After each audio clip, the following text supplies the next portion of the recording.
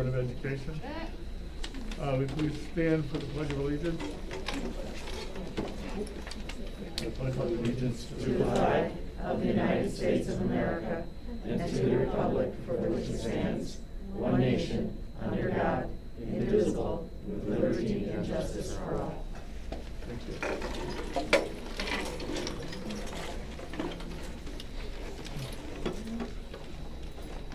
I have a motion to approve the agenda. So moved. Second. Comments? Favor? Say aye. Aye. It's time for public comment on anything that's on the agenda. And if not, we'll do it later. We'd like to start off with some year-end recognitions. The first is the Board of Education Scholarship recipient. This is for the person who has exhibited the core ethical values through their 4 years of high school, and it's Norah OConnell.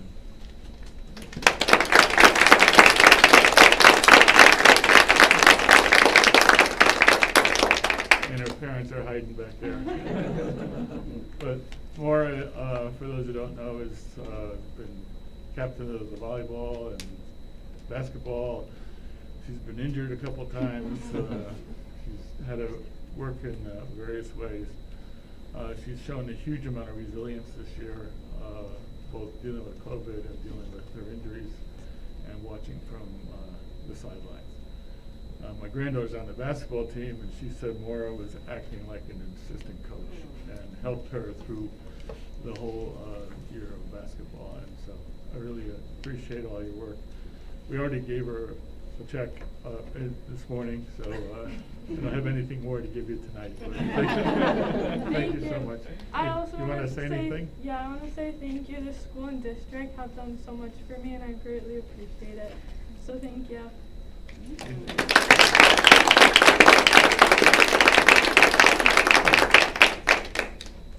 Did you guys take photos this morning? I wasn't there. It's all video. Do you want a photo? Sure. With your parents? I'm a mom. Come on. All right, come on, parents. And with you, Mom. Right, Mom? Didn't you want a photo? Thank you so much. I can fake Facebook this morning. I saw that. I can fake give you something. That's a good Katie's idea, good. Bob. Yeah. One without your mask? Want to do one with us? Sure. We're all vaccinated. Congratulations. Thank you. Thank you, everyone. Thank you. Where are you going to college? Are you going Thank you. I'm going to URI, and I'm going to be a part of the nursing program there. In what? Congratulations. Nursing. Good luck.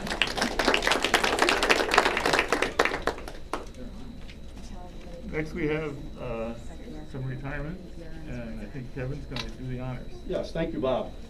I would like to take this opportunity to recognize Regional School District 13 staff who are retiring at the end of this year. And these individuals, I believe there's 9 here this evening, have a combined 218 years of dedicated service to the district.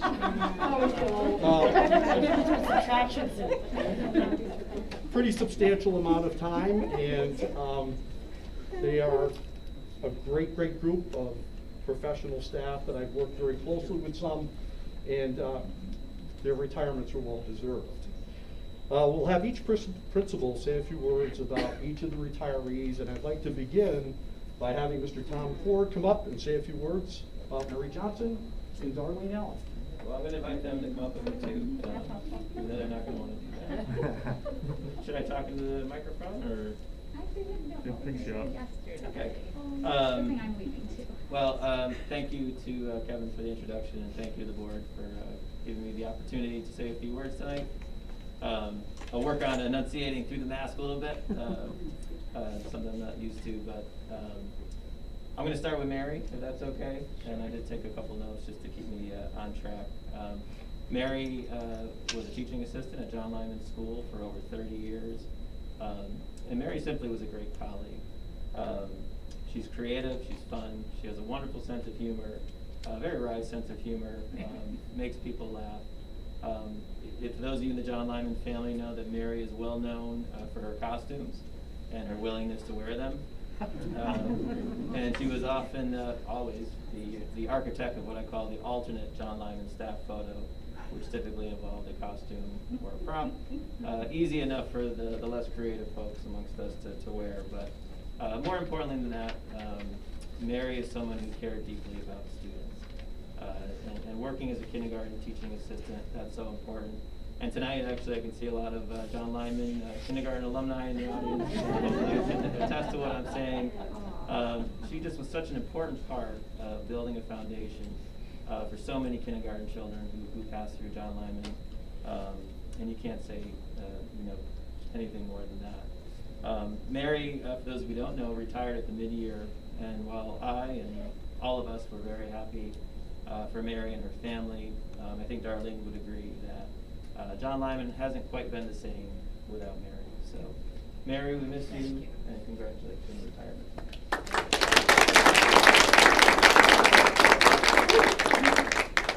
I got through one, now I got to do two. So Darlene, for those of you who don't know, also started at John Lyman School as a teaching assistant many years ago, and of course now has been our secretary, and I say our very deliberately. In many ways, Darlene is the first person you think of when you think of John Lyman School. She is so highly thought of by our entire school community. She is dedicated to her work. She's a consummate professional. And I can't tell you how many people have said to me since I've been here how lucky we are to have Darlene at John Lyman. If you've ever been called my dear before, that means you've probably spoken to Darlene in person or over the phone. And that sentiment is genuine because Darlene genuinely cares about people. She's exceptionally kind. And to be honest, the first thing I heard when I was hired at John Lyman School was what a great person and how wonderful it was to have Darlene as our secretary, and that's true to this day. So we're going to miss you. Congratulations.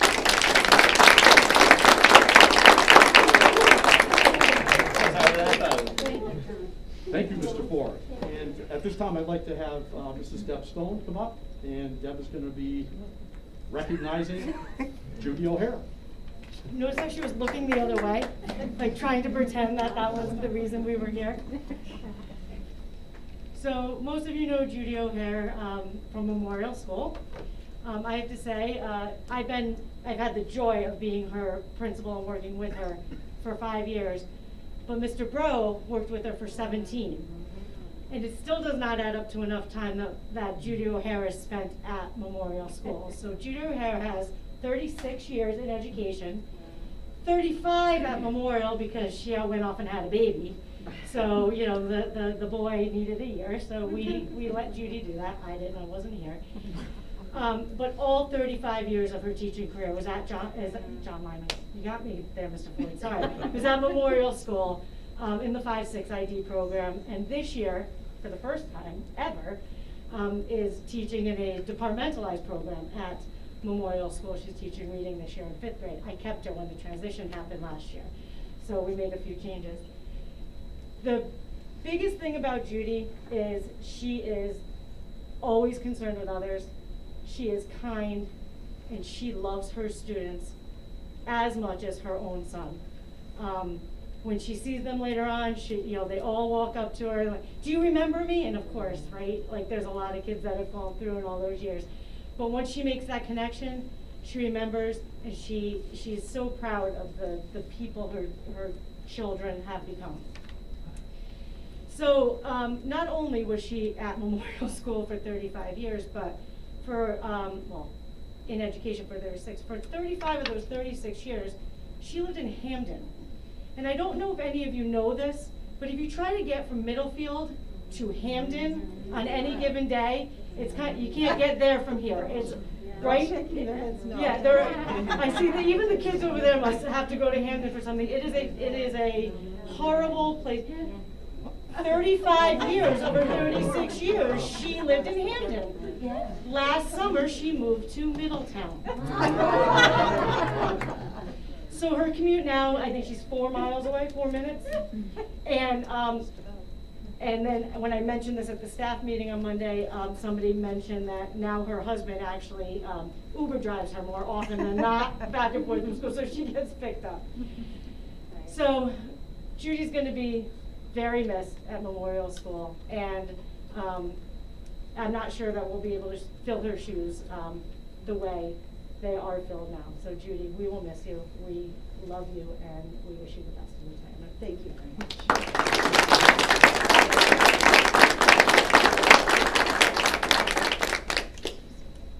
Okay, we now have Mrs. Keene, who's Director of Pupil Personnel and Special Services. Jen has a number of retirees.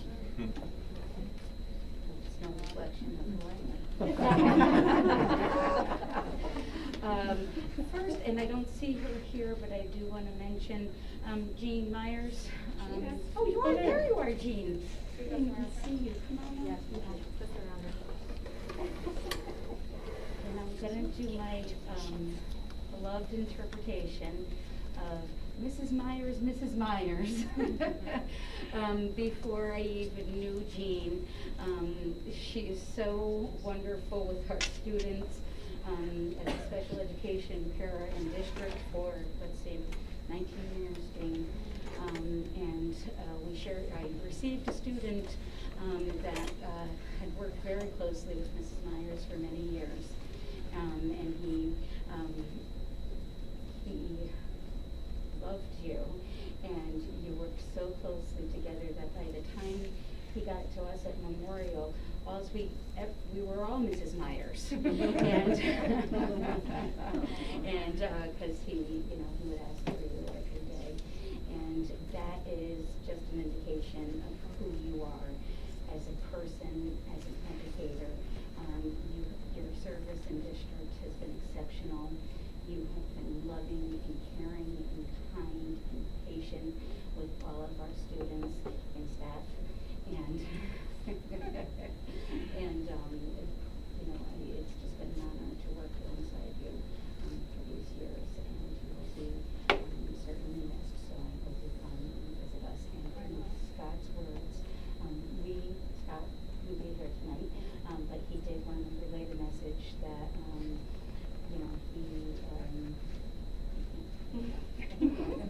Scott's message that we wish Jean peace, happiness, health in her retirement. Thank you.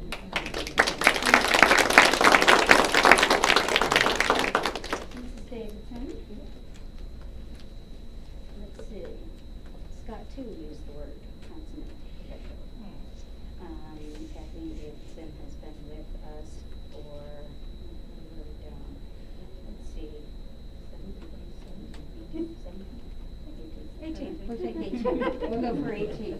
18 years in district as a speech and language pathologist. And I believe you have worked in every building in our district. Except one. Except one. That's all right. Yeah.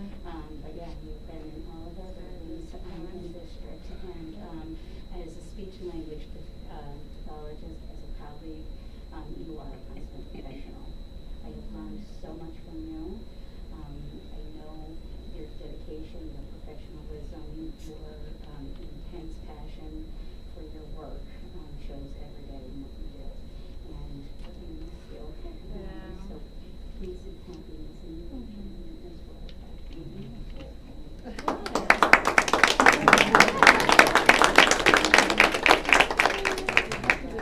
Outside, not on camera.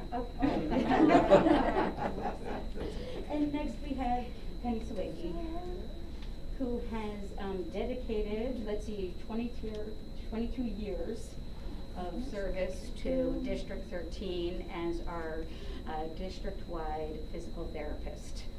We shared her with North Branford for many years, but she has always been flexible and put us first. Sorry, North Branford, if you're watching. through in servicing our kids who require physical therapy needs. And you know, I told Penny at her retirement party, I learned so much from Penny when I got to district. She is so smart. She is so knowledgeable. She knows her stuff and is so passionate about, you know, bringing physical therapy to kids in the school district and teaching not only the kids but the staff, the teachers who work with kids to understand their needs.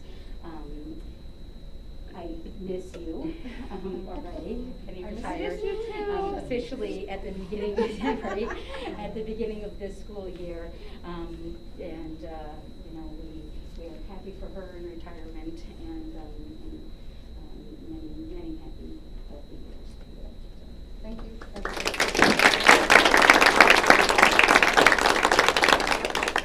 We have Terry Riley, speech and language pathologist for our littlest learners at Brewster. Terry has been our speech and language pathologist for preschool students for 22 years in District 13. And that is 22 years of patience and love and more patience. Yeah, and they love you. And you, again, have brought so much joy and hope and education to our young learners. You have been the foundation of so many students' education in District 13, and it is remarkable to watch you in action, be with you on a team, and you are just appreciated and loved, and we're going to miss you, and we want to wish you the best in your retirement, and hope and happiness. Thank you. Region 13 is certainly about the community, the parents, the staff, the professionals, the support. It's been amazing. You need a lot of support to get through some days, and they serve me quite well. So thank you. I appreciate it. Thank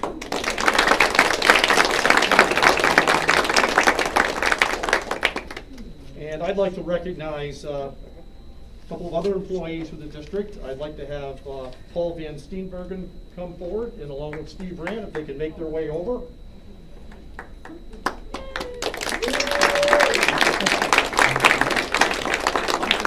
Paul is the other 6'4" gentleman in the room, just so you can recognize the difference between the two. So I'll start off with Steve. Steve has served in regional school district for 17 years. He has served as a second staff custodian at Coginchaug High School since 2004 and retired last December. And performed his job with great enthusiasm and great level of professionalism. He frequently worked above and beyond the call of duty when asked, and also was available to assist staff whenever the need was given. Stephen often volunteered to maintain the high school saltwater fish tank on weekends when normal staff was unavailable. Steve continues to be an asset to the district as he works 2 nights a week as a custodian at Lyman School and also performs building checks on days when the school is not in session. Just as an aside, Steve was a member of the Coginchaug Regional High School baseball team a few years back. The baseball team that Steve was on was Shoreline champions, and they were also state champions. So we're hoping history repeats itself.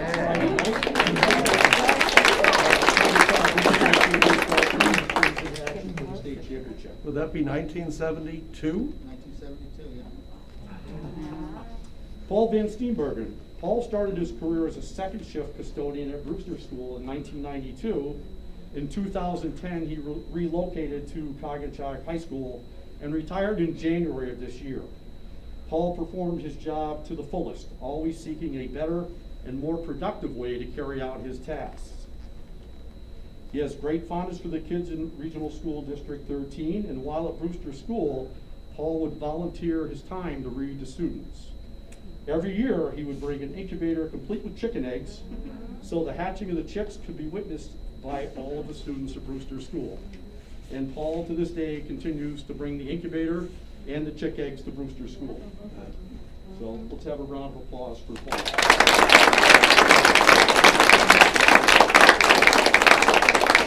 And I think a lot of what Regional School District 13 is about is collaboration and teamwork. And I just wanted to relay a story provided by Jim Croto regarding these two gentlemen in their work at Coggins Regional High School. Steve and Paul became friends and had a great working relationship while at Coggins. On a Friday evening last December, a heating pipe developed a severe leak in the high school cafeteria. Steve and Paul jumped into action and began vacuuming glycol from the floor and collected almost 200 gallons of the precious liquid in empty garbage containers. This went on for over an hour until the leak was isolated and repaired. At this point, the glycol had to be filtered and pumped back into the heating system. Steve and Paul, along with Josh Pollitt, devised a method of filtering the glycol through a pair of old sweatpants into clean garbage. By the end of the 3-hour episode, heat to the building was restored and potential catastrophe was averted. Congratulations to Steve and Paul.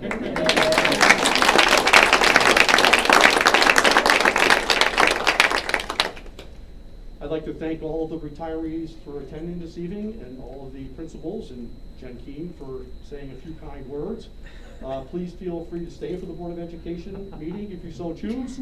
Please feel free to discreetly leave if you so choose. And I just want to thank the Board of Ed for allowing us to recognize the retirees this evening. Thank you. Thank you.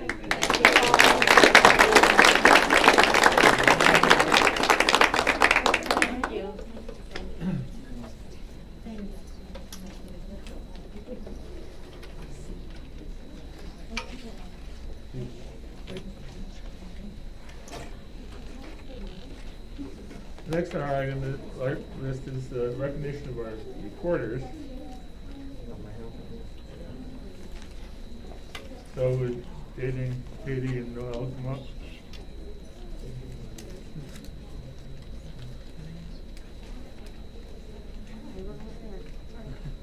Over the last year, you've come to every board meeting, mostly on Zoom.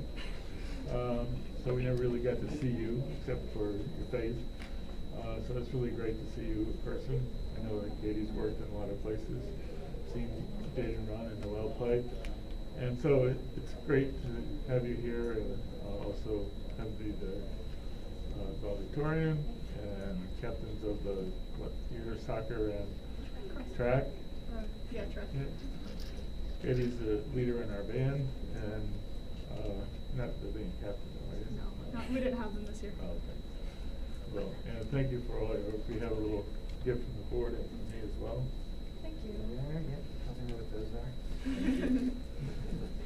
And good luck. You're running tomorrow? Yeah. And you? All I'm three? not. You're not running? Well, congratulations, and thank you so much for all Thank your you. work this year. We do also have a report for you guys. I know. Slow it down. Okay. All right, thank you.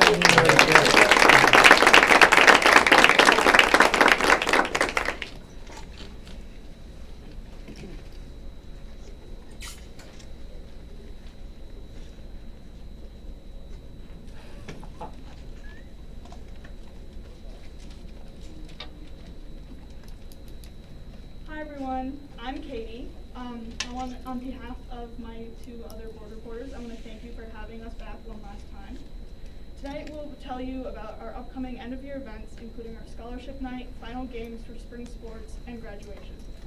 Finally, we also have the honor of introducing our new board members for next year.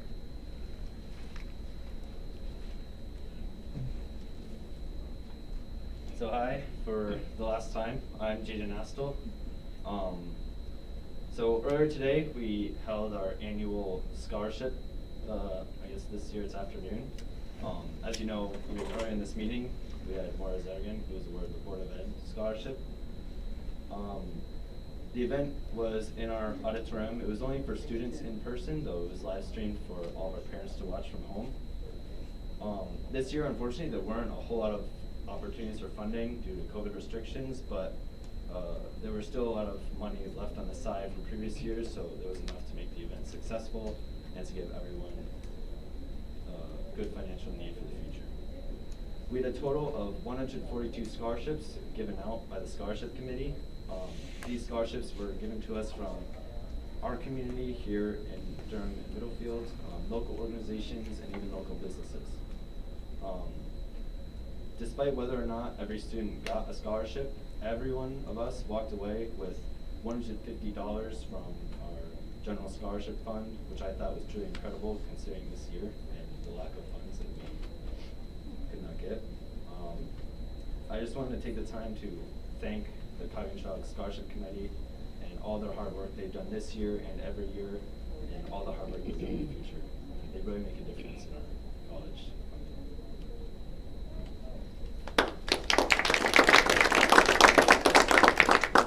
Say hi, I'm Noelle, one last time. It's nice to see you all in person finally.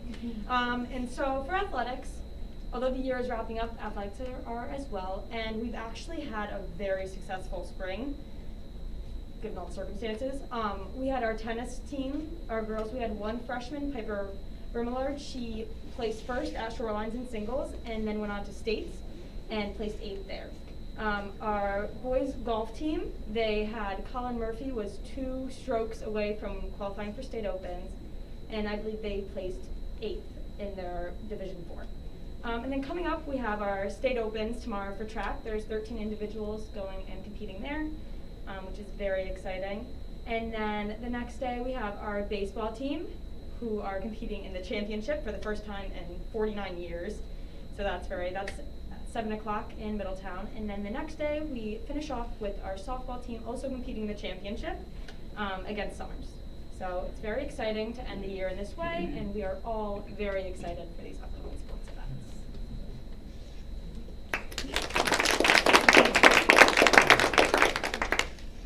I'm Katie again, just in case anyone forgot. With about a week left until graduation, we've all been looking back at this interesting year, but we're so excited to start a new part of our lives. Even though the pandemic put a damper on most parts of our senior year, our school has reached the conclusion that all seniors will be able to sit together and the chorus and band will be performing live music, which is very exciting. We even will get the chance to celebrate our graduation at the Shelton Sports Center, put together for us by Project Graduation. Now, I have the honor of introducing our first new board reporter, Rebecca Tobin. Hi, my name's Rebecca Tobin. I'm currently a junior at Coggins High School, and I'll be a senior next year in the 2021-22 school year.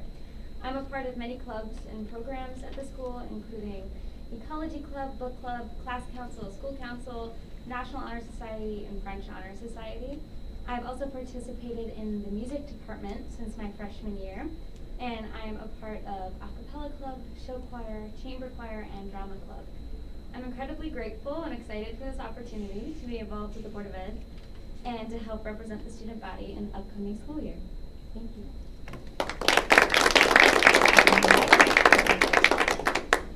I would like to welcome Logan Pilardi to the student representatives of the Board of Ed. Hi, my name is Logan Pilardi, and I'm also going to be a senior next year at Coggins. I am part of the cross-country and track team, and I have been for 3 years. I'm going to be the cross-country captain next year.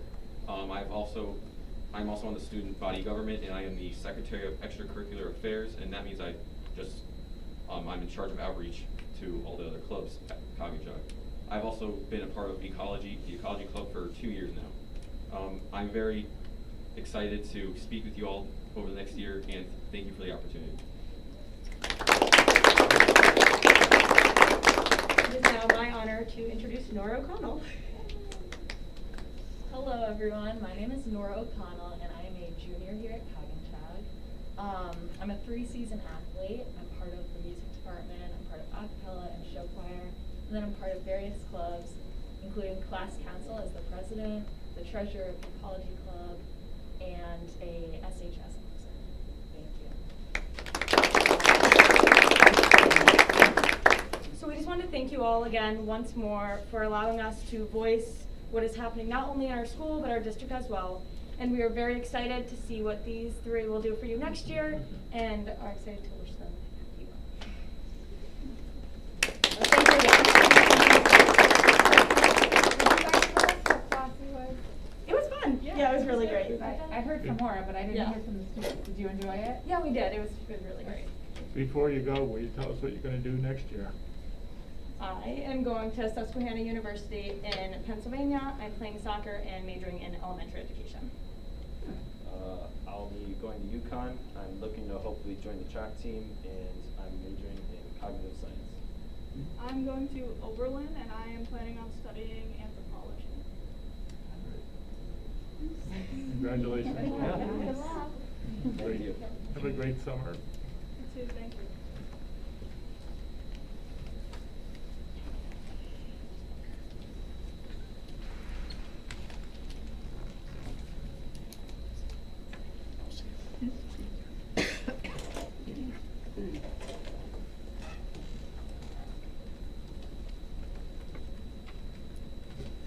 They're amazing what they do now. Time for studying, I don't know where they do it. All right, getting on to, the next item is the approval of the minutes of the Board of Education regular meeting, May 26th. Motion? Anybody? Second. Any comments? All in favor, say aye. Aye. Abstain. The next board meeting is June 23rd, if we have it. There may not be any need to have that meeting, so I will let you know probably by the end of next week. So right now it's scheduled for June 23rd here, but the agenda looks a little thin, so. Committee reports, Maura, well-being. Okay, let's see, the meeting that we just had on June 1st was, there were basically two items on our agenda that we talked about. The first one was the staff and student well-being update, and each of the administrators had come and with us to talk about pretty much most of what we've already heard about, just what the year would look like. The teachers in general really appreciated the Wednesday. They thought it was a really good time for collaboration. And we also talked about our next steps on equity, and Doug had shared with us that much of the work that we're already doing in reimagining education may line up really well with the district's goals and expectations for our policy. And Doug, I don't know, not to put you on the spot, but do you want to talk a little bit more to that, or we can just leave it at that for now? You know, I'm going to be talking so much in a minute here, Okay. and I'm going to touch on some of that. Perfect. And that was pretty much it. So when Doug addresses that, we'll hear a little bit more on the goals and future of that. And let's see, I think Jamie, Victor, and Bob, you guys were at the meeting as well, so if anybody has anything else to add. I think it was mentioned that some of the board members might be interested in understanding better the training that our teachers are getting, and that we might be offered the opportunity to experience some of the training in courageous communications. Courageous conversations, right? Sorry, great. That's okay. You see, I need the training. Anyway, I just wanted to mention that. We just need memory, Victor. We just need memory. What I find fascinating about the Wellbeing Committee is since the Zoom meet or Google Meets, it's gotten quite large. Yeah. Yes. More so than when we were in person, Yeah. as far as the participation from the community members, and that's Yeah, wonderful. right. And Nora forgot to mention she's on that committee. Thank you. Next in communications, I've had, I think we've all had a letter from Katie Pagan, I don't know how to say your last name, about elimination of the Latin rotation in 6th grade, along with Maya Liss. And we've also had a letter from Jenny Lucier asking for assistance in transportation to an ACES course in New Haven. So I did talk to Jenny that we are not providing that transportation, but we would continue to look at the need for it. So that's about all I got, other than we have lots of opportunities to watch the games this weekend and track meet tomorrow, and baseball and softball the following 2 days. So they've been very exciting, and hope you can get to enjoy one of them. All right, Doug? Thank you. Yeah, under communications, Middlefield held the town meeting Monday evening, and nobody was nominated for the open vacancy on the finance committee. So at this point, Middlefield has an open seat on the finance committee. It wasn't filled at the town meeting. Thank you. Any other communication? Didn't you have one about sports? Yeah. Yes, Science. Oh, yeah, I thought I mentioned that last meeting, but they want to get together with Doug and I, talk about advertising, probably in, I think you said the meeting for July. July, I think Mega's trying to set that up. All right. And I also received some communication from some of the high school students on the Latin in the high school, so separate from the 6th grade issue, about trying to coordinate their Latin 5 schedule, and they were having a lot of trouble because of conflicts with AP Physics, which is at the same time. So they were just, I think, they took a lot of initiative in reaching out to teachers that are involved, counselors that were involved in trying to coordinate their schedules, and it seems to still not be fixed at this point. But they were just kind of reaching out to us to see if there was anything else that could be done. Yeah, I forgot, I did forward that to Corey to see if they could, it was like at 6:30. So. Yeah, it's only like an hour. Why is it not done yet? I could see that look through your eyes Yeah, there. like, wait, what? No, it was late this evening, and I just forwarded it. I'll take a look at it. They're looking at a possibility of virtual, which, Doug and I have talked about is, there's so few kids taking Latin now that I think it was 5 and Latin 3 and 4 or 4 and 5. And so some kind of virtual program may be the most accommodating way to handle it for everybody. So anyway, now it's your turn, Doug. Okay, so I'm gonna ask Kim and Bob if they would move, and I'm gonna turn that on so we can find it while I'm setting up my technology here. And if you all are comfortable, I've got a lot to say, and these guys moved away. You comfortable with me taking my mask off? Okay. Yes. The adults did it today at the scholarship ceremony, and I'm not trying to make the rest of you feel bad. But we will tee this up in one moment. Can everyone in a place where they can see the screen?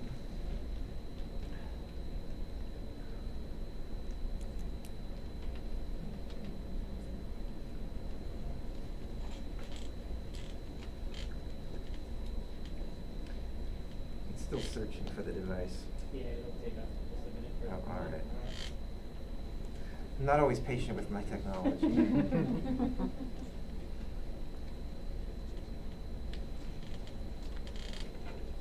There we go.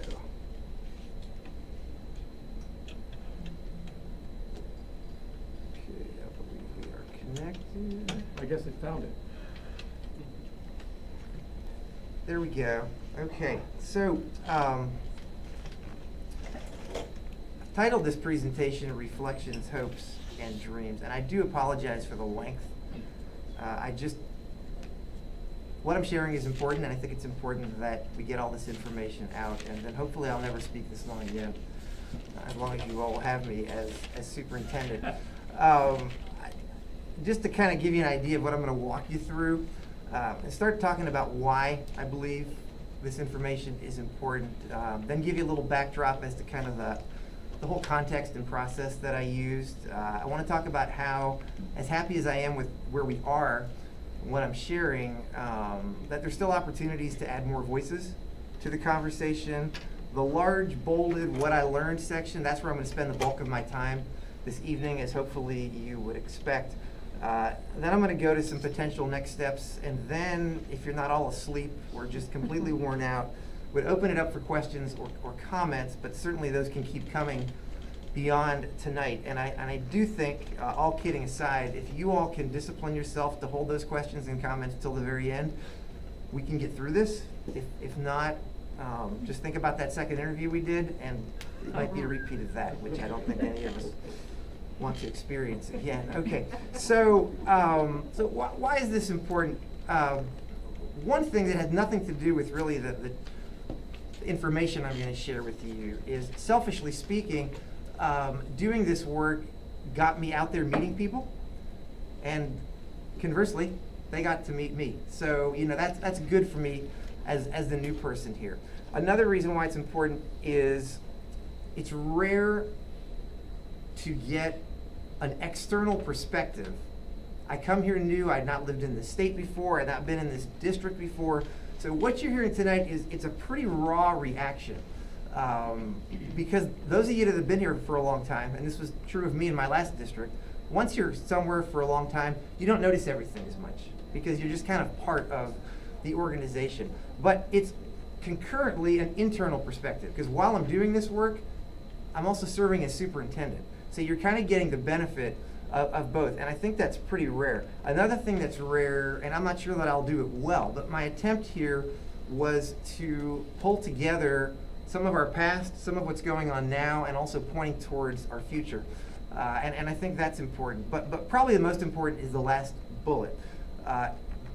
If you accept what I'm sharing in part or in full, this work can really anchor a lot of our future focused efforts in planning and budget, educational programming, and a whole lot of other things. So I think for those reasons, it is important. Now let's go over the context a little bit. It may seem like 50 years ago, but it was just last October that you all appointed me. Thank you for that.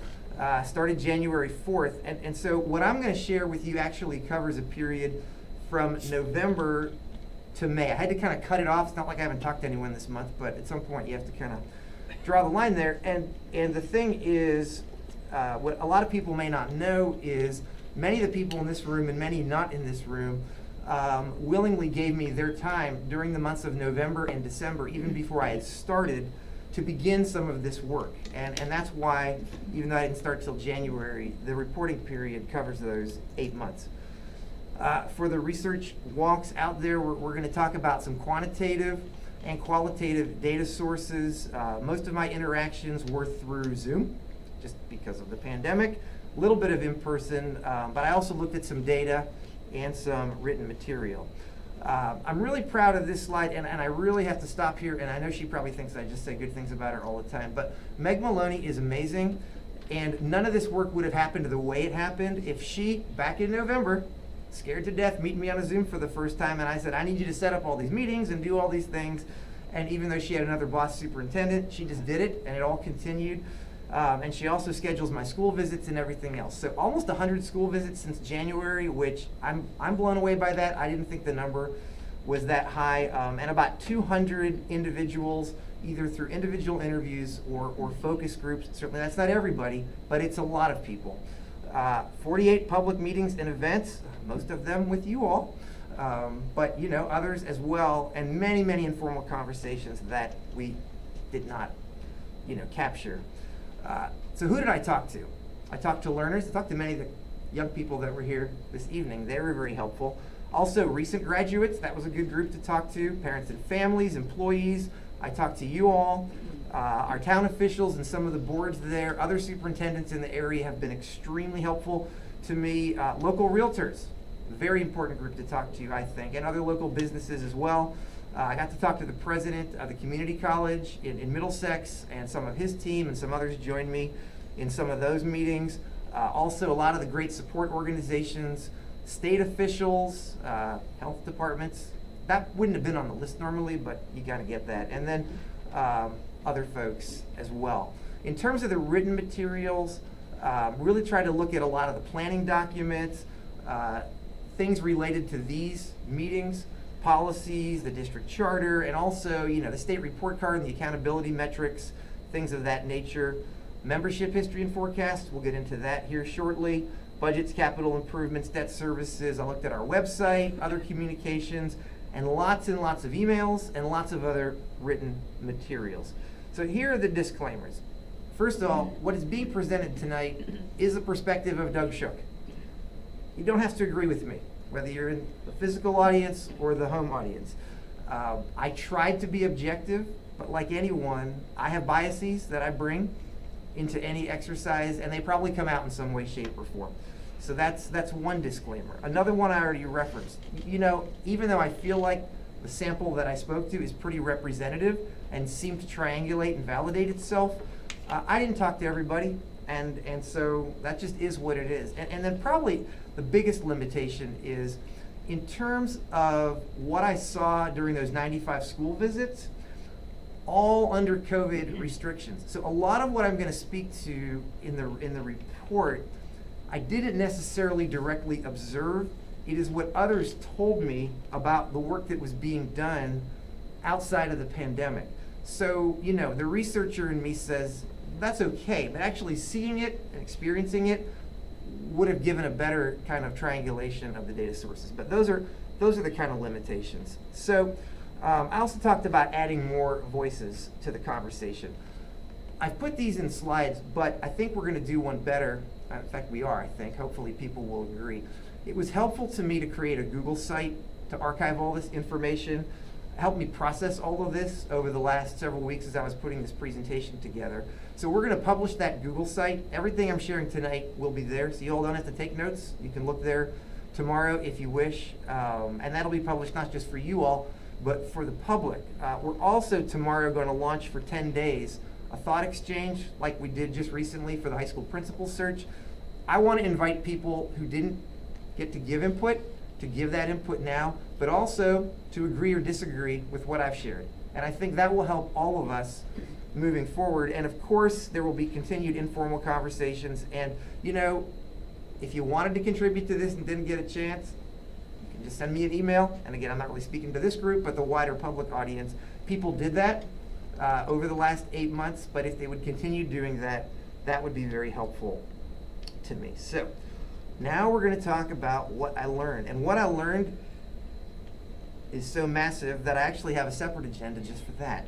So I'm going to start with a quick summary, then I'm going to talk about people, educational programming, planning, budget, communication, and I'm going to end with what I'm calling competing visions of success. And those of you that have been in an audience with me before will appreciate that a bunch of this I have actually scripted, and that will make this thing not last as long. So let me say this. RSD13 is best defined by its strong commitment to learners and learning. Active parents and families, dedicated employees, and a supportive community combine to provide learners with a multitude of academic and extracurricular opportunities, especially given the district's overall size. In spite of experiencing successes in a number of areas, the district currently finds itself at a critical juncture. Being anchored in many proud traditions while striving to remain relevant 2021 and beyond amidst a number of major challenges. How we respond to specific challenges related to planning, annual budgets, and communication will be key to our near-term viability as an organization. However, it will be equally, if not more important, that we rectify the competing visions of success that currently coexist within our schools and community and align that vision with educational programming that empowers our learners to thrive and contribute as global citizens. So, we're going to start with the people, and the people we're going to talk about are learners, parents, families, employees, Durham and Middlefield, and just so you all are not overlooked, we're going to talk about the board a little bit, and I'm going to hope she'll still have me as superintendent after I share that segment. I think you will. Demographics, this group probably is very familiar with the number of learners we have, the number of schools. I did think it was important just to update, if you haven't looked recently, kind of what our demographics look like. And you know, when you look at 88% non-Hispanic white, when you look at only 16% qualifying for free and reduced and 1% English language learners, we really have a relative lack of racial, socioeconomic, and language diversity in this district. And this concerns many of our learners, families, employees, and residents. Now, you all know the district recently adopted an equity policy that strengthens our commitment to all learners, but we need to continue to work diligently to make every learner and family feel safe at school, and fully included in all school-related functions. Those expressing concerns about the district's historical response to racial and other inequities did not generally characterize the district as being overtly racist in its daily practices. Instead, they shared concerns about systematic inequities within the district that have existed for decades or longer. They also worry that our learners may be somewhat unprepared to successfully navigate life after high school in places that are much more diverse than what they experienced living here and attending our schools. This is a big one. 34% decrease in enrollment since 2005. Now, the two major drivers of that statistically are lower birth rates, people just aren't having as many kids, and a steadily increasing percentage of learners in grade 8 that are with us from K to 8 and then for whatever reason don't remain for high school. We are forecasted to continue that steady decline until 26-27, and at the high school level, over the next 9 years, the enrollment is forecasted to decrease to 300. I think you all have heard that before, but I think it's just important how that jumped out to me as somebody that's new here. All right, let's talk about the learners a little bit more. So they express a high degree of loyalty and pride in their schools and community, which is reflected in a high degree of public service and community outreach. Many older learners cite the size of the district as an overall strength, talking about close relationships with peers and some of their teachers, with the caveat that sometimes being a smaller district does limit the scope of events and the school spirit that they may associate with larger school populations. They also feel that the size of the district eliminates many of the artificial boundaries between learners, such as cliques and stereotypes that are more typically associated with larger schools. Attending a four-year college immediately following high school graduation seems to be an expectation, especially for learners who perform well in traditional academic measures. In fact, gaining admission to college appears to be the primary goal for most learners. While most learners appreciate the district's commitment to academic success, they also feel that the majority of their school experience is being programmed for them by others, which is especially true for those who are enrolled in the most challenging academic programs.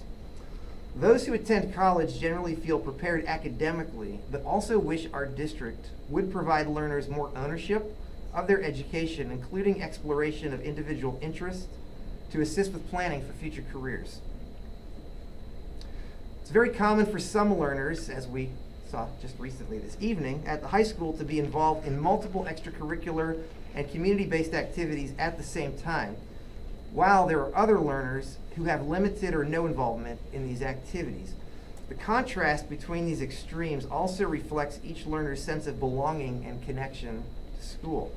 As you might expect, those learners who are heavily involved in school activities feel strongly connected to the school, and especially to individual employees who provide guidance, mentorship, and who positively influence their lives. On the other hand, those learners who have little or no involvement in school activities frequently feel disconnected from school and most, if not all, of the adult employees. And as I've mentioned before, and I think it bears mentioning again, a significant number of learners that attend the district through 8th grade then choose different options for high school. And many of them are choosing private high schools in the region. Let's talk about parents and families. So they are generally supportive of the district as well, and it's clear they want to see their children succeed in school and in life. Many parents and families want their children to be accepted into four-year colleges. However, they also express concerns about the high cost of college and whether a college degree is actually the best way for their child to reach career and life goals. Parents and families clearly view distinctions among educational programs in a few specific areas. First, they describe a systematic distinction between standard and advanced level learners, labels that emerge formally in the secondary levels and tend to follow them until they graduate, as well as the expectations for academic achievement. A second distinction, which is similar to the first, is between learners with disabilities, whether or not they're formally identified, and their non-disabled peers. Although parents and families generally speak highly of services provided by the district through special education and other modalities, they also indicate that there are lower expectations for learners with disabilities. Finally, parents and families have historically been divided by the program choice model that was initially driven by the integrated day program located at John Lyman Elementary School and its migration to other campuses that served other grade levels. Even though program choice has technically been eliminated, the division it caused among parents and families still resonates within our community. Every school has a core group of very active parents and families who volunteer in significant ways to support learners and employees. The high school has a number of separate volunteer organizations that support specific activities or events, but many of the same core group members actively serve in more than one organization. Those that serve indicate that volunteerism has steadily declined over a number of years, making the work itself more challenging. It seems that families who are newer to Durham and Middlefield are very willing to give financial support to school-related fundraisers and other activities, but that most of these individuals do not actively participate when volunteers are needed. It also appears that there is a trend of families moving to Durham and Middlefield when their children enter school, but that these same families move away after their children graduate from high school. Local realtors who termed this phenomenon as 20 years and out attributed the trend to the high-quality reputation of RSD13 and the local property tax rates. In other words, these families are willing to pay the local taxes so that their children can reap the educational benefits of our schools, but they seek other places to live after those benefits no longer apply. This may also contribute to the trend of aging population that exists in our community. Let's talk about employees. The district has approximately 300 full-time employees. The majority of these employees are teachers and other licensed professionals that provide direct support for learners at 5 school campuses. Teachers and other district employees are generally regarded highly by learners, parents, and families, as well as the communities they serve. As a group, teachers and other employees are viewed as talented and caring professionals. Differences in attitudes towards learners and teaching styles, most notably at the secondary level, impact educational processes and, by extension, the district's overall reputation. In the most simple terms, learners identify, Learners identify clear differences between teachers and other adults who value relationships. These teachers show interest in getting to know our learners as people and leverage those relationships to motivate learning. In most cases, teachers who invest in relationships with learners also create learning environments and take risks to implement methodologies that engage learners in creative ways. By contrast, there are other teachers who do not appear to value the relational interaction with learners, but instead focus primarily on the subject matter. In most cases, these teachers tend to be more autocratic, tightly controlling learning environments with little or no collaborative practices. Another defining characteristic of RSD13 employees is loyalty and longevity, as we heard about earlier during the retirees. Many teachers and other staff remain in the district because of their dedication to our learners, as well as the support they feel from the organization, parents, families, and the community. The district has high performance expectations for employees at all levels and typically attracts quality applicants for just the handful of vacancies that are available each year. Administrators and other school and central office staff provide tremendous support and are responsive to employee needs. The district enjoys a healthy working relationship with various employee unions and maintains open lines of communication in order to resolve actual or potential issues as quickly as possible. In spite of these efforts, some employees do feel inhibited by the organizational structures in place within schools and in the district, which makes them feel powerless to make positive changes to improve learning. Many also want a much greater ability to drive their own professional learning. As with many organizations, including most school districts, RSD13 employees are very cognizant of their relative status within the team. Though there are generally high levels of trust and mutual support among employees with different titles, pay grades, and/or professional credentials, areas of distinction are clearly present and also extend to the Board of Education, State Department of Education, and other external entities. The existence of employee unions, by their very nature, contribute to highlighting some of these differences, but other factors contribute too. The working relationship between administrators and other staff, as in most school districts, is divided by title and decision-making authority. However, another distinction, that between licensed and non-licensed employees, is also part of the district culture. Not only do the majority of licensed employees receive higher salaries and better benefits, like the state's retirement plan, than non-licensed employees, many of our non-licensed staff have also not earned college degrees. Given that being accepted into a four-year college degree is largely equated with success for our learners, some of our non-licensed staff feel undervalued by other employees and within the organization as a whole. Professional learning appears to be both a strength and an area of growth for the district. The professional learning program itself is of high quality and well planned, combining compliance-driven state initiatives, school and district areas of need, and some employee choice. The limitations of the professional learning program are rooted in a model designed for engaging large groups of employees by a single facilitator synchronously and within designated days on the calendar.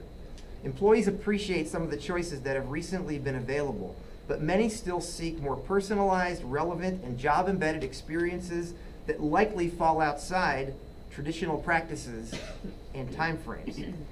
Many teachers and other employees also report that curriculum, especially at the elementary level, has drastically improved during the past several years. There's been a concerted effort to develop more consistency in the curriculum itself, as well as expectations for following pacing guides, administering periodic benchmark testing, and the related analyses to drive improvement. All right, you all may know this, but it was important for me to understand that we've got about 12,000 residents between our two towns, and it's 37 square miles. I mentioned before about our aging population. I also think it's important that as a community, we're even less diverse than we are as a school district, and that also pertains not just to race, but also to poverty. Durham and Middlefield have a somewhat symbiotic relationship with RSD13. On a practical level, the majority of funding for the district comes from taxes levied by the two towns. There's a strong working relationship among the town governments and the school district, as well as many shared projects and initiatives that provide benefits to learners and town residents. Additionally, many school activities are attended and supported by town residents, while the learners and employees of the district actively participate in town events. Without question, the Durham Fair is the best example of this collaborative relationship in action. School calendar is adjusted to align with the Durham Fair, and many learners and employees volunteer in various capacities. In addition to the Durham Fair, there are a number of civic, nonprofit, and other community organizations that support or interact extensively with the district. These organizations greatly enhance the district and contribute to its positive reputation. Now I'm going to talk about the board a little bit. I don't think I need to tell you all how many of you there are and how you're kind of aligned there, or that the voting method is going to change in Durham but stay the same in Middlefield. What I would say is there are high levels of collaboration, trust, and mutual respect among the members of the current Board of Education. And having been in education as long as I have been, I just need to tell you that's not always the case. And so I just need to state that. Even when board members hold conflicting views, you all listen to each other, and you work hard to build consensus whenever you can. You operate as a corporate entity, and you make all your decisions through these public meetings that occur throughout the year. You welcome public attendance at your meetings. That doesn't mean a lot of people always come, but you're always welcome.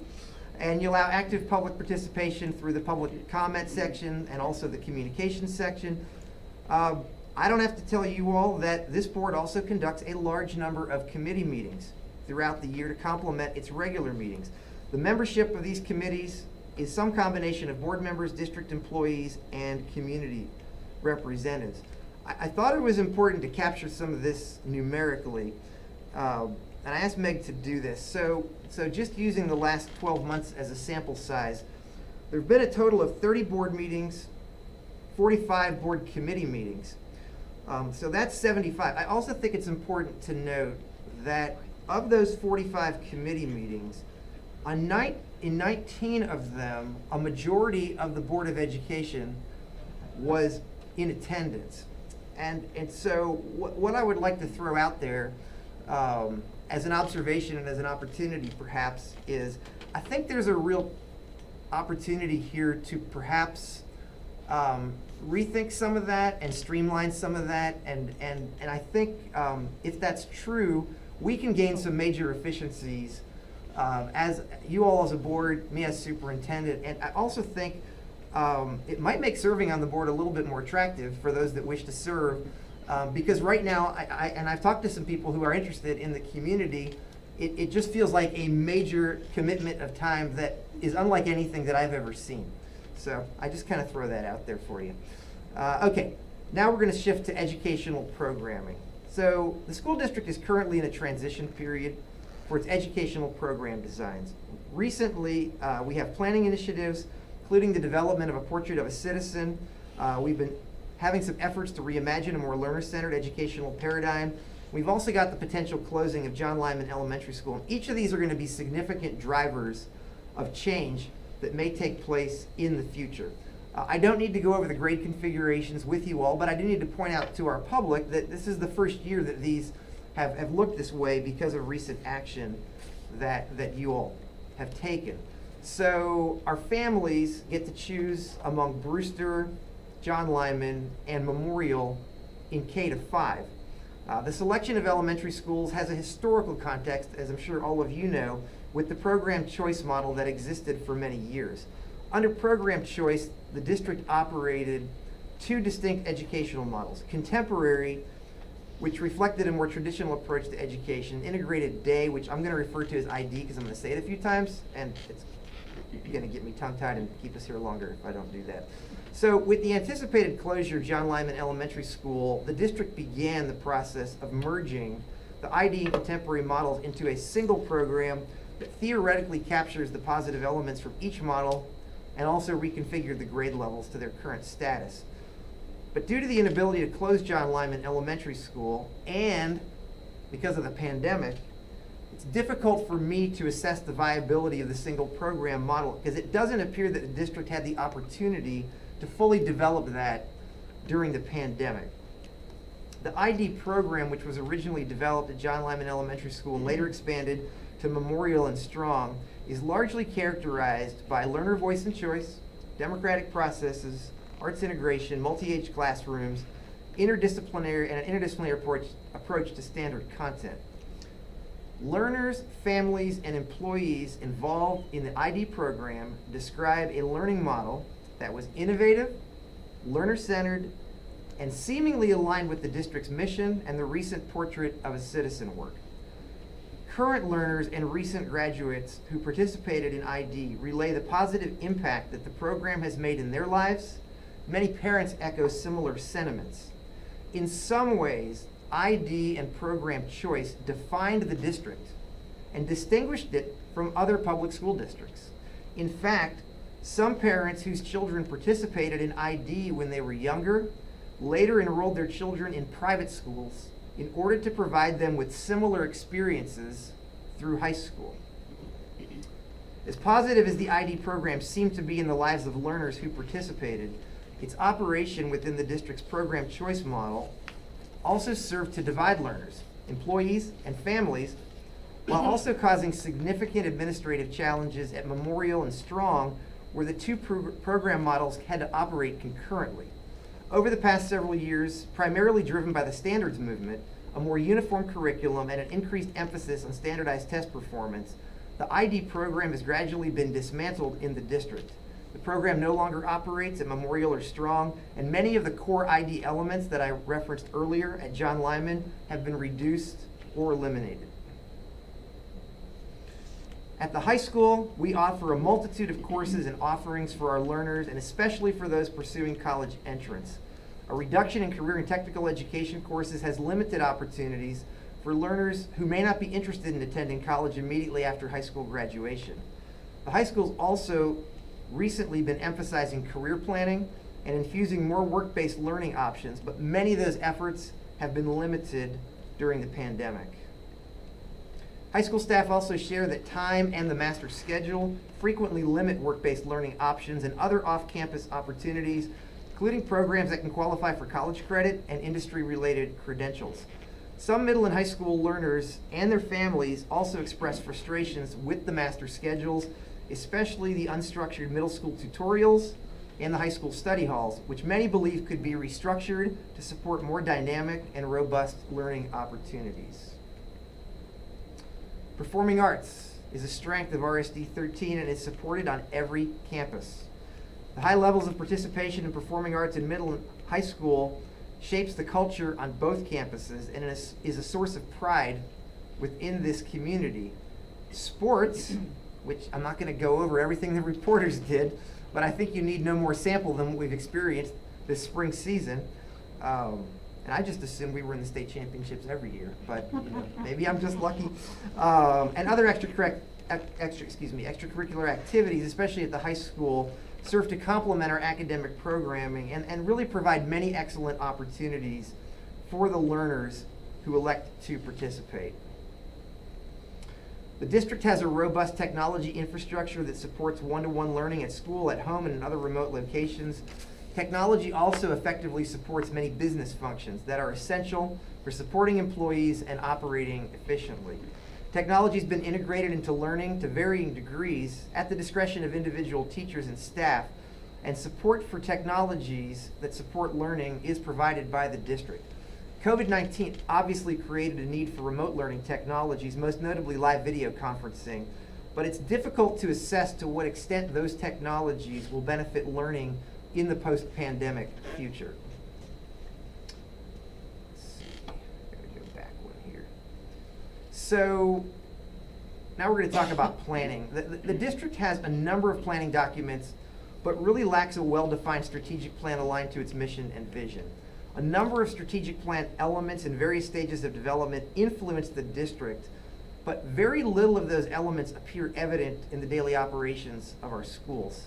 Now, to be fair, COVID-19 restrictions may contribute to this apparent disconnect, but there's still significant work that needs to be done to bring cohesion to the various plan elements. The district's core ethical values, which have rich history in RSD13, and the portrait of a citizen can potentially anchor future strategic planning efforts.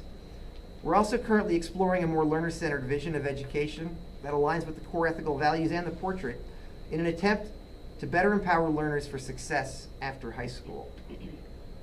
Facility planning and capital improvements is without question the most immediate challenge facing the district. The combination of declining membership, aging school facilities, and the almost prohibitive cost of new construction necessitate the need for a well-defined and funded long-range facility plan. The recent referendum decision to transfer ownership of Corn Elementary School to the town of Durham should relieve the district of a significant financial and operational burden in the near future. In addition, determining the future status of John Lyman Elementary School is critically important to capital improvement planning and will have far-reaching impacts on future district budgets and educational programming. Shifting to budget. Cost approximately $37 million to operate Regional School District 13 each year, a figure that's remained relatively constant during the past 7 years. Like most school districts, the vast majority of expenditures are associated with employee salaries and benefits. Most employees are members of local unions that negotiate multiple-year contracts that specify salaries and benefits. As a result of the bargaining agreements, only a fraction of annual expenditures are discretionary. The district also employs a budgeting practice of offsetting recurring expenditures with anticipated carryover or surplus funds from previous budget cycles. Although this practice, which has support from the leadership of both Durham and Middlefield, keeps local property taxes as low as possible, it also makes it more difficult to explain budgets to the public, especially in years when anticipated surplus funds may be lower than previous years. You all probably know this, but I think it's important to cite what our revenue sources are, with the majority generated by Durham and Middlefield, a little bit from the state and a teeny tiny bit from the federal government. As you all know, district budgets must be approved by a majority of voters through referenda each year. District budget referenda have been approved on first attempts since the 2015-16 budget, which passed on its second attempt. And of course, there was no referendum for 2021 due to COVID. The percentage of voters approving budgets on the first attempt during the past 7 years have ranged from a low of 49% in 2015-16 to a high of 64% in 2016-17. And borrowing for capital improvements must also be approved by the voters in our towns through local bond referendum. Now I want to talk about communication. Communication is both a strength and an area of growth for RSD13. Written communication is regularly sent to families and employees by schools and the district. As with any communication, some believe that this communication is inadequate, while others cite an oversaturation of written communication, even to the point where much of that communication goes unread. The Parent Square tool is extremely effective in delivering information quickly to a large audience and is widely used by schools and the district. Other than Parent Square, digital media seems to be a largely untapped communication resource. The district website is antiquated and difficult to navigate, and there does not seem to be an active social media presence. Additionally, Parent Square messages do not get sent to the many residents of Durham and Middlefield who are not parents or employees. Beyond communication directly to current stakeholders, the district can also improve its marketing to families that reside outside of Durham and Middlefield, and this same marketing, if done correctly, could potentially improve our ability to attract high-quality teachers and other employees. So now let's talk about these visions of success. So preparing our learners for successful lives after high school graduation is more or less the reason that we exist as a school district. But it's becoming increasingly challenging to clearly define what success after graduation really means. And as a result, we have these competing visions of success that coexist within our school and community. One definition, which is rooted in more than 100 years of industrial-age educational programming and an economy that no longer exists, equates success with gaining entrance to a competitive four-year college. This traditional definition of success, whether you agree with it or not, is a powerful driver of our educational programming. By contrast, a more recent alternate definition of success is characterized by individual fulfillment, citizenship, and overall workforce readiness. Now, these competing visions are not 100% mutually exclusive, but it is important to define them both a little further so that we can determine the forward trajectory of our district. The traditional definition of success doesn't just include college admission. It also includes the other individual measures that lead to college admission. And our learners are very aware of the importance of performing well in these areas. Taking advanced courses, earning a high grade point average, scoring well in the SAT, participating in extracurricular activities, and getting positive teacher recommendations are all part of the formula that drives many of our learners, their families, and our schools themselves. Our learners term navigation of these measures as, quote, playing the game of school. Yet even those who play this game well admit that school is lacking in some very fundamental ways. For example, many share that achieving good grades, in many cases, is directly linked to memorizing content that is assessed through formal tests, but do not reflect attainment of any practical skills that can be applied in their lives. Furthermore, because most of our learners are tracked into standard or advanced level courses at the secondary level, there is a distinct advantage in the ability to earn a higher grade point average by those learners who are placed in more advanced courses. This outcome should not be surprising, as the industrial age model of education was designed to sort and select learners based on their inherent abilities. In addition to disenfranchising large segments of our learners and their families through this hyper-focus on academic achievement, this vision of success comes at the expense of purposeful discovery of interests and passions. Learners also describe much of their school experience as boring and having very little connection to their future careers or their personal lives. Recent graduates appreciate their teachers and their academic knowledge that they gained in our schools, but they also feel that our message to them was essentially get into college and then go figure it out. They also shared, as I mentioned earlier, that most of their school felt very programmed and controlled, and they didn't even realize that until they left here. and got out into the real world. So perhaps in response to the limitations of this traditional definition of success, the district developed recently the Portrait of a Citizen, an alternative definition of success that includes creativity, critical thinking, communication, and collaboration, along with compassion and responsibility. These attributes, along with our core ethical values, articulate a very different profile of learner success. We're also currently exploring a more learner-centered vision of education that aligns with the core ethical values and the portrait in an attempt to better empower learners for success after high school. And a number of you have been walking that process with us, with a group of us over the last couple months. This success may actually include attending a four-year college after graduation. Please don't hear me say that it doesn't. But only as the next possible step in a pathway to future employment, citizenship, and fulfillment. So now let me talk briefly about next steps. As I mentioned earlier, I think I talked to a lot of people, I listened to a lot of people, and I've gotten a lot of great information that I've processed to put this report together. But that is going to continue for me, not as intensively, not as a deep dive, but as kind of an ongoing exercise. And I want to encourage all of you and anyone that's listening to continue to engage with me on these issues. I also think a logical next step that I've mentioned with this group a number of times is I think we have to have one strategic plan. Again, we've got all these great things out there, but they kind of float in isolation from one another. And we have an opportunity, I think, to connect those dots in a way. And I think key to that work is our reimagining work. We did survey the 36 to 38 participants that went through that with us.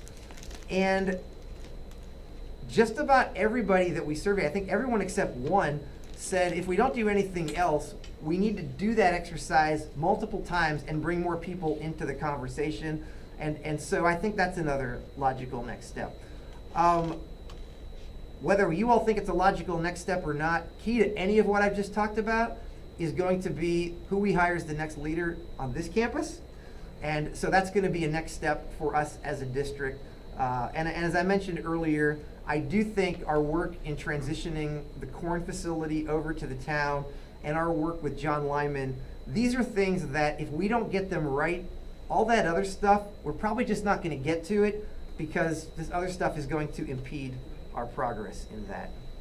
So, you guys have been a great audience. I'm going to put my mask back on, see if you have any questions or comments, and Kim and Bob, you guys can come back on up. Well, I mean, I feel like you had me at, when we were talking about less meetings, more efficient meetings, I was like, sold! Amen. I know that I'm spending time with you, Bob. I would just prefer in a more productive manner, and I know I've said it a few times, I feel like a lot of you agree. I also think that would help with the community participation as well. I mean, because I think sometimes, it's like anything, right? You get stuck in your own little bubble and you talk in circles, and so I think it would definitely be very valuable if there were any tips about how to be more productive. So I always try to take away what I can do better, so I think that's an excellent suggestion. If I could comment on your comment.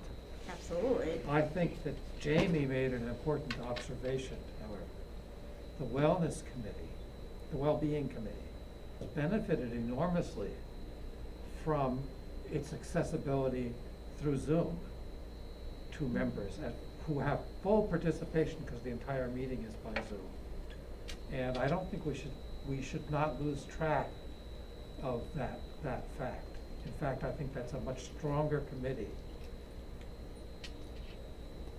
Whatever we want to call the group, it's stronger for the extra participation, that the new people that have joined us, because we are accessible electronically. So I say that the issue of, on the one hand, getting back to being in person, which disadvantages people who want to participate remotely, but it feels like normal. And, you know, perhaps sometime we'll actually see each other's faces. Mind you, here's an irony. We see more of each other's faces on Zoom than we do in person. And I realize that our behavior is limited by statutes, yet to be defined. But I think we should have also in mind what's working best for us and not lose sight of that, no matter what the government in Hartford says. There we go. I also think it will be great to, a lot of the diversity work, and equity work. I mean, it's Pride Month. I personally think there should be pride flags everywhere throughout the district. But I've gone through in my own employment, like right now, through a huge diversity and equity implementation for 1,500 employees, 30 sites, and it's a huge undertaking, but I really think it's something that we need, because, you know, like, I don't want my kids, when they saw the pride flag painted, you know, in Lubeck Square, you know, and Cameron's like, oh, what's that flag for? You know, like, I want her to tell me what that flag is for. Like, you know, I mean, she does come home and she'll tell me about Martin Luther King, and she'll tell me all these different things, and so, but I just think that there's so much more work that we can do to expose our children to on so many different levels.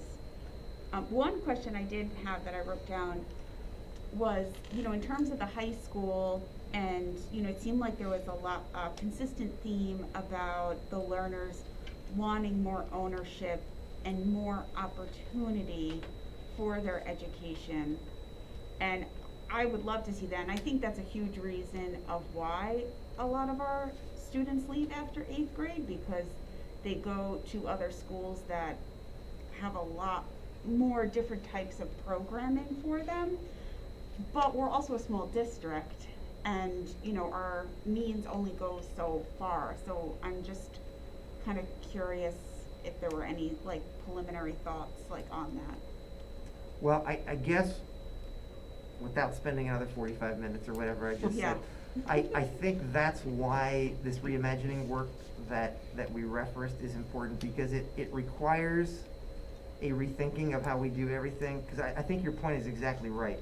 If we didn't change any of the way that we organize learning or the way that we offer courses or things of that nature, we would either have to double our budget to offer all those opportunities. And so what we're really talking about is two things. One, we're talking about an emphasis that allows the learner to do more exploration into passions and careers. I mentioned that a number of times.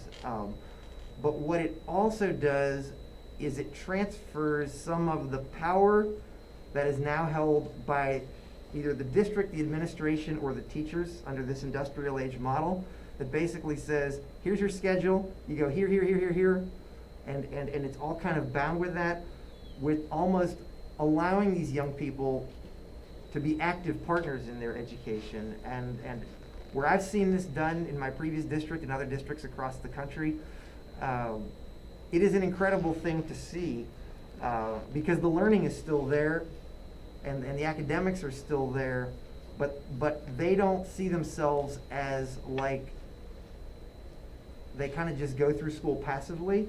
It's more actively with that, and again, we can't do that overnight, and we can't do. I don't even think, all respect, the people in this room can make that happen. We have to engage more people with the why, and if they agree with us on the why, then we can start getting into the how, and it may take a number of years to get there. But I do think, I guess the point I was trying to drive home is, it was such a powerful theme, especially from those recent graduates, to hear them talk about not even realizing until they kind of got here. I don't know, to your question about the 8th graders, I did not really uncover the why. It may be exactly what you said. Oh, I'm sure it's a multitude of reasons. It could be, but regardless of the why, I think what struck me the most was, if you look at that membership report, historically, with every successive year going back, a number of years, it's an increasing percentage of the 8th to 9th grade gap. And so we're missing something. I can't tell you exactly what it is, but I think to ignore that would be foolhardy on our part. And that doesn't take away from the great work that this school is doing or the kids that we saw tonight. I mean, this is a great district, but that's a data point that I just don't think any of us can ignore or should ignore. Is there some sort of like Google form that could be sent out to those parents as to like why you're choosing to leave, or? It's an interesting question, Missy. Is that- One of the groups that I tried to get Meg to set up with me, and the people they just didn't want to talk to me, was I wanted to talk to that. We targeted those that in this most recent year had chosen something else other than Coggins-Shog for ninth grade, but they wouldn't. The closest thing I got to it was in another focus group or two that I conducted. Some of those people just happened to be in those meetings, and that's when I got a few of these anecdotal stories that kind of went back to the whole integrated day thing. And so for those families, which may not be all of them, it was really, they got a taste of what I would call that more learner-centered type approach. And they saw that private schools were kind of offering and marketing that, and it felt like going to high school here was just very traditional. And I don't say traditional as bad, but as like their kids had gotten a taste of exploring their passions and working in less traditional ways.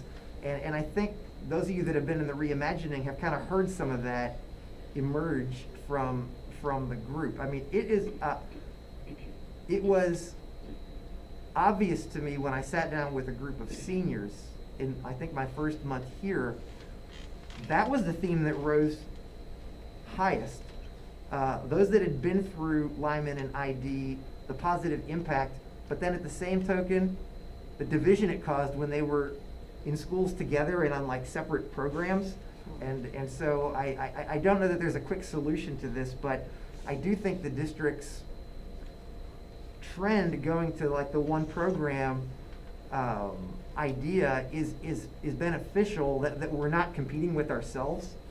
I just have my biases of what I think the one program should kind of look like. And would gamble that could improve our ability to attract people. A couple things you said really struck home, particularly about the students leaving the district. So you talk about the friction caused between the ID program and the traditional program and how long lasting that was. Multiply that friction by about a factor of 10 if you choose to educate your high school student out of the district. So the reluctance of parents to come in and speak to you is they're already feeling pressure from the community. Good point. Because they've abandoned it. And I know that firsthand because my children did go to some of the private schools. So why would parents elect to do that? So you mentioned the 300 high school students. That's actually in bold in my notes. One school I spoke to a headmaster, they said they will not allow the admissions at their high school to go above 325 students. And the reason for that is 325 students is the number where they believe every faculty person, every janitor, every cafeteria worker knows the name of every student on that campus. And having that type of relationship with every student makes every student feel connected. And as you said, there's the disconnected students from lack of participation.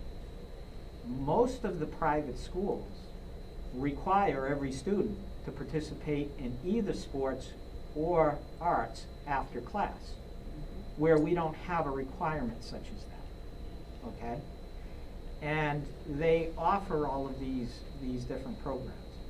And then just one other example.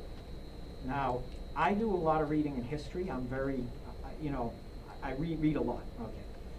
And we went to one of the schools, and I was handed by their history teacher a test. And he said, take a look at this test, 100 questions. I'm reading through it. He says, what do you think that test is from? I said, I don't know, AP final, AP history final, Nope. College admission? No. College history? No. And it's like, okay, I said, what is it? He said, before I ask that, what do you think a passing grade on a test like that should be? I said, I don't know, 70? He goes, nope, too low. And I'm like, well, what's the passing grade? He says, that test, he said, was the test that was handed out to allow people to vote in the state of South Carolina. A passing score was 100%. And it was only given to black people.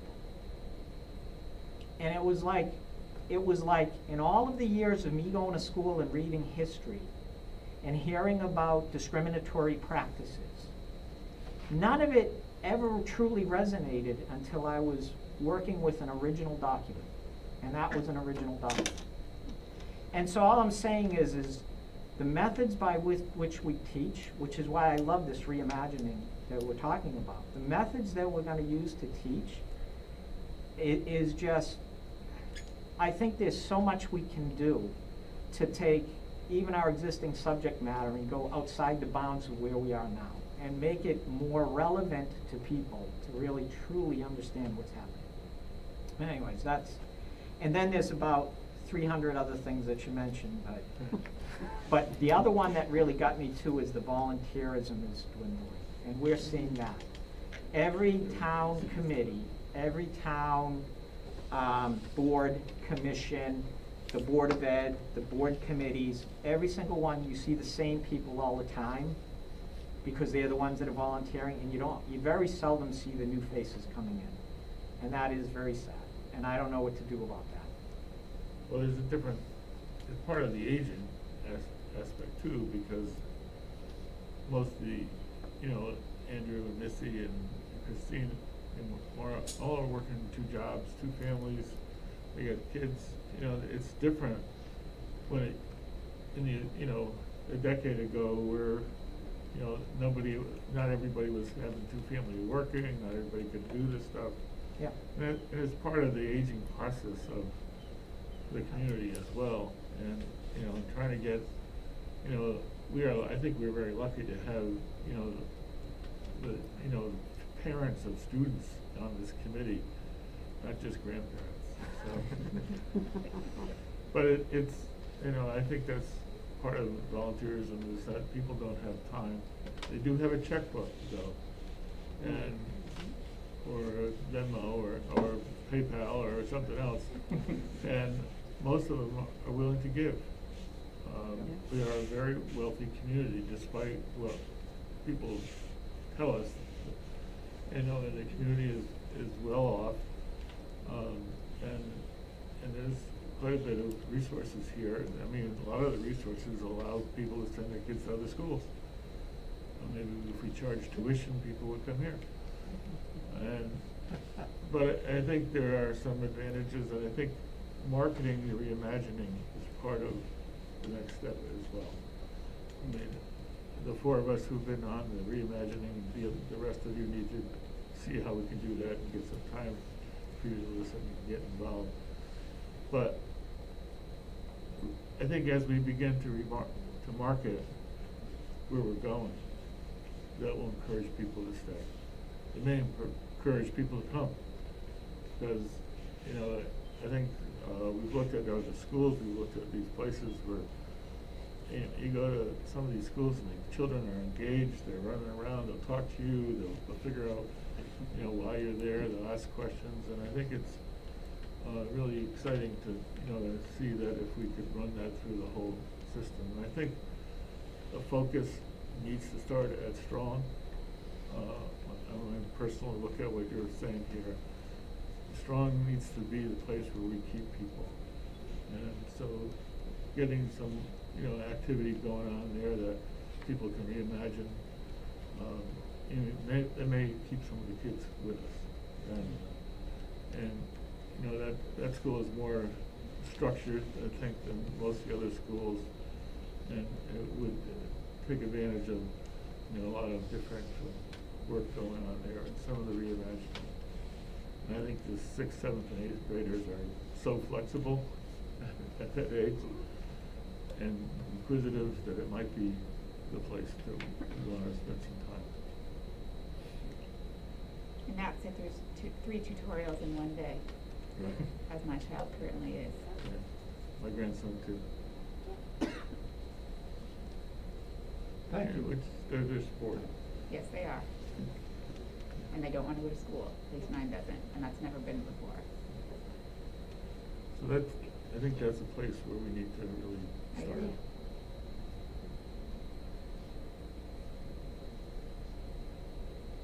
Well, great job, thank you. Oh. You know, I think you've captured. It was a lot Thank you, to that was absorb, but yes, it was. I have a lot more questions, but I'm also conscious of time. Email. That's fine, yeah. Me too. One word, email. I think it gives you, everybody a lot to think about, and I think you've captured where we are precisely, so. Yep. It's important to know where we are and let somebody else look at it, so that's good. So you said where we need to go. You didn't say how long it's gonna take. No, I don't think that's something we'd wanna bind ourselves to. I know, Because I was- even to Bob's comment about, you know, does it make sense to start at the middle school or whatever? And I've not only been part of this work in my previous district, but I've seen a lot, I've traveled a lot. Our teachers have to believe this is the best thing for our learners. I mean, everybody has to be brought to the conversations, parents, the learners themselves, but the teachers have to be convinced this cannot be done through board mandate or superintendent mandate or central office or principal mandate. So to your point, we have to spend the time. I mean, you guys were in those reimaginings. It may have been frustrating because you felt like a lot of it was philosophical, but you, as our one friend from Alabama said, if you can agree on your why, it makes it easier to determine the how and the what and the when. But most of the time in education, we don't ever think about the why. We just focus all our time on what's our master schedule going to look like and what courses are we going to offer, and that doesn't get us No. to where we want to be. So that's why I like the reimagining process. I have one last question. Are you happy that you're here? Yes. Even after all of that? No, this is I mean, this is the work that I came here to do. So I am pleased that you all first let me do this work, present this work, and I wasn't trying to butter you up with the comment about collaboration and all that. You guys really are a good group to work with, and I think even on topics like this, if this work is to take root, we got to keep having these conversations, because people may not be in love with some of this work, and we have to listen to them and respond to them, but also hold true to what we think is best for children. So yes, short answer is yes. Thank you for asking that. Well, thanks, Doug. I'm sure this is our beginning. I know we had a pre-beginning with the reimagining, but I think from now on, everybody should be engaged.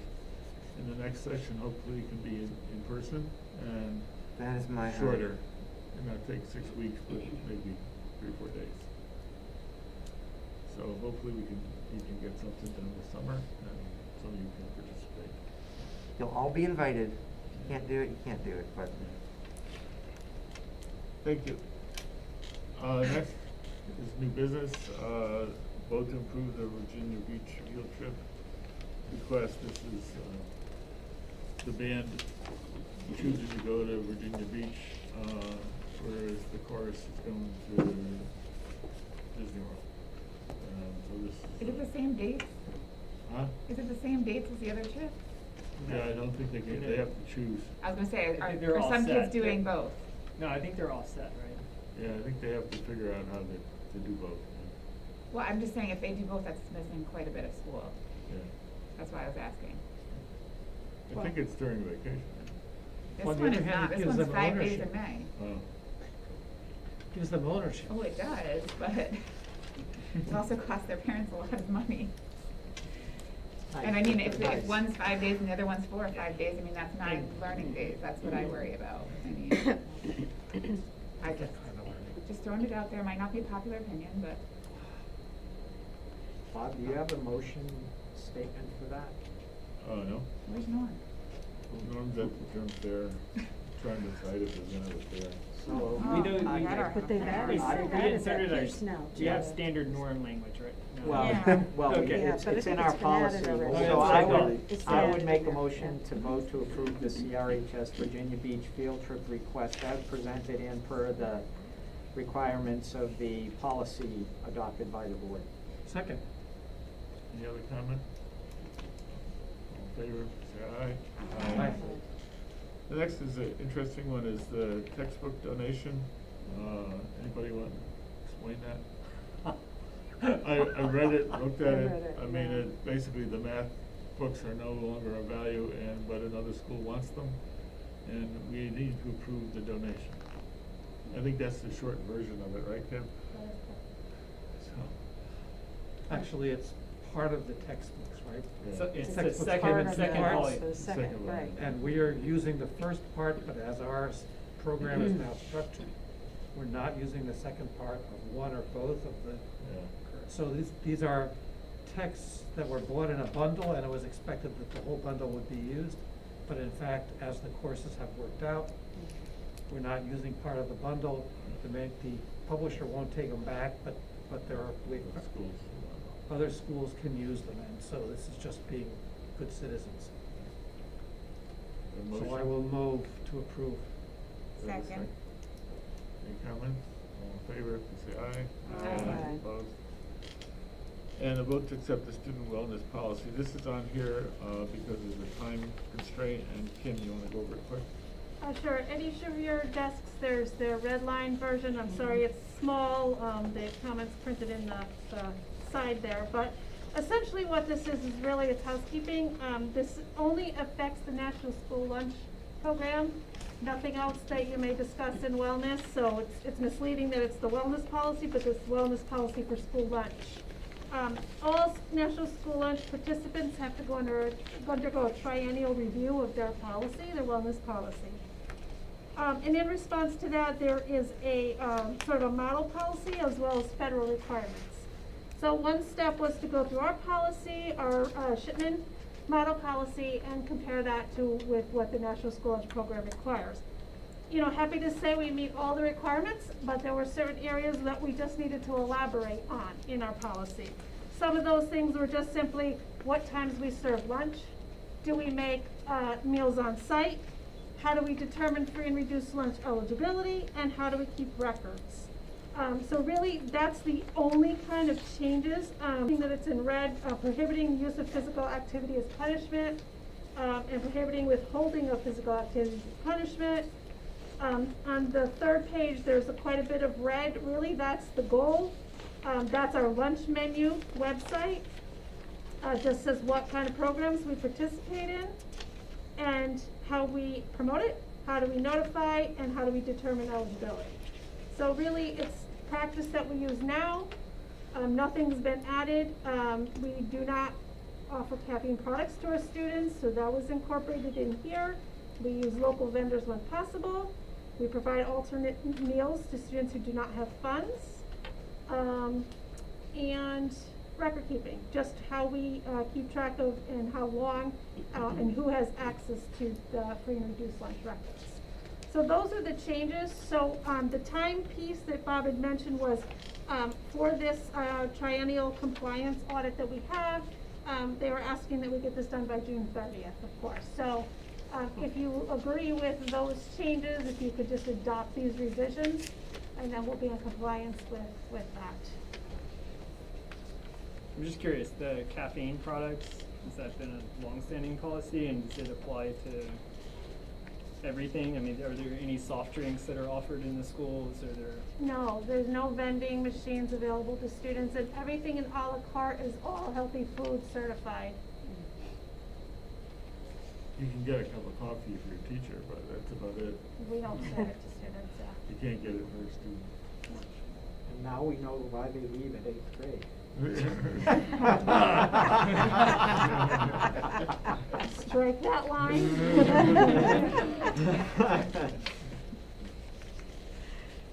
So I felt that because of the June 30th date, that we should just, it's an amendment to a current policy, and it really has, you know, a requirement that we have to meet, and I thought we could just move it tonight if, everybody agrees. I'll move adoption of the amended, the policy as amended. Do you wanna make your other little change? Oh, can I do that? Yeah, we're doing it. Well, all right. Listen, there's a major piece of math illiteracy embedded in this. And that is on not the nutrition part, but in goals and guidelines, Part B, physical activity. Setting maximum teacher to student ratios for physical education classes should be setting maximum student to teacher ratios. Get it? I don't know what we do without you. It's like, probably this was somebody missed one of the grammar school division exercises. Right? Ratio of A to B is A divided by B. So if I could offer that amendment. Addition to the changes. Yes, excuse me, that modification of the changes. And you're making the motion I- for both. I am moving adoption of my modification and the entire package. Do we have a second? Second. Any other comments? If not, everybody in favor? Aye. Aye. We now have, thank you, time for public comment. Nelson? Anyway, now we have a motion to adjourn. So moved. Second. All in favor? Aye. Thank you all for coming, and hope we can get out to see some of those sporting events this weekend.